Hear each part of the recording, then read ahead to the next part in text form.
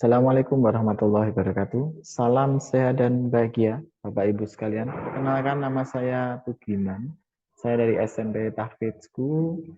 Di sini saya akan menyampaikan tugas CGP modul 1.1 bagian A nomor 4, yaitu membuat refleksi pemikiran dari Ki Hajar Dewantara,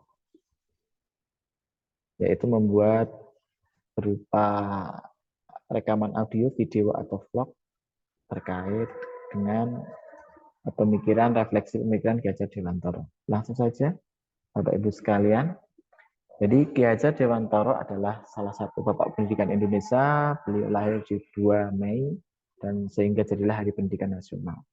Luar biasa perjuangan beliau memperjuangkan pendidikan dari zaman kolonial sampai zaman kemerdekaan, dan harapannya sampai sekarang tetap merdeka dalam belajar, salah satunya pemakaian kurikulum merdeka agar anak-anak merdeka dalam belajarnya. Kemudian tujuan pendidikan menurut Ki Hajar Dewantara.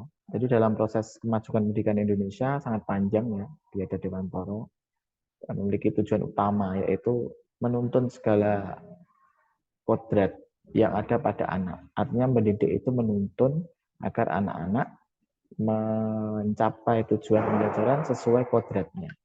Sering kita dengar yaitu ing ngarsa sung tulodo, ing madya mangun karsa tuturi handayani. Artinya ing ngarsa sung tulodo sebagai seorang pendidik kita harapannya menjadi teladan bagi peserta didik. Ing madya mangun karsa yaitu artinya seorang pendidik di tengah kesibukannya harus mampu membangkitkan, menggugah semangat, menuntun anak-anak sesuai kodratnya itu. Dan yang terakhir tuturi handayani yaitu harapannya seorang pendidik juga harus memberikan dorongan moral dan semangat kepada peserta didik kita dari belakang. Tentunya ini juga bersama dengan dinas pendidikan maupun orang-orang terkait di sekeliling kita, orang tua dan lain-lain. Saling support untuk pendidikan anak.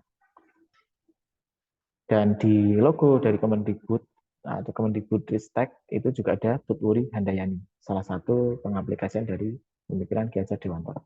Ada tiga kerangka perubahan, yaitu yang pertama ada kodrat keadaan, yang kedua ada prinsip perubahan atau terkenal dengan asas trikon, dan yang ketiga yaitu ada budi pekerti. Itu adalah tiga kerangka perubahan yang disampaikan atau diikrarkan, dituliskan oleh Ki Hajar Dewantara, dikemukakan oleh Ki Hajar Dewantara. Yang pertama kodrat keadaan, yaitu artinya dalam mendidik peserta didik, harapannya kita sesuai kodrat anak. Ya, kodrat anak. Kodrat keadaan itu ada dua, yang pertama kodrat alam.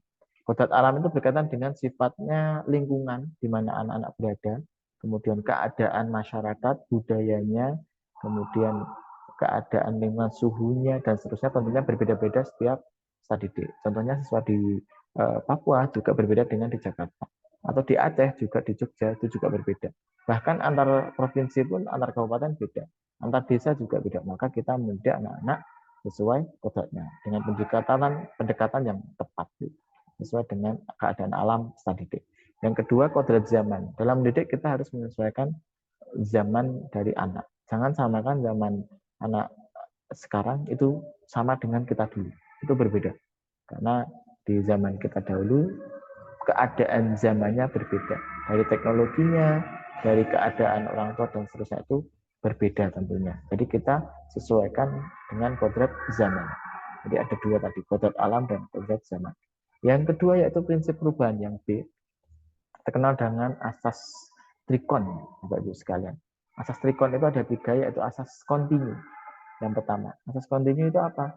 Yaitu seorang pendidik harus menuntun peserta didik dengan melakukan perencanaan dan pengembangan yang berkesinambungan, menyatu dengan alam masyarakat untuk secara berkesinambungan mewariskan peradaban. Karena memang generasi yang akan datang itu adalah anak didik kita yang akan memegang peradaban.